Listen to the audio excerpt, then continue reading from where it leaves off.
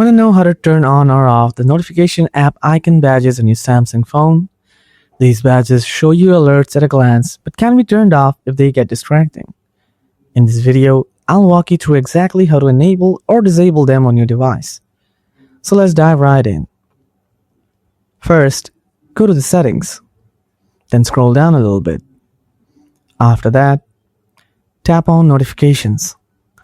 Then tap on advanced settings from the below. Now scroll down to the bottom. Here is the app icon badge option. Tap on it. Now toggle it on to enable app icon badges. Then you can change the app icon style from here, like number to dot or dot to number. And you can turn on and off notifications on app icons from here as well. And lastly, you can turn off the app icon badges as well. That's all for today. If you have any questions or need more help, feel free to drop a comment below. Thanks for watching.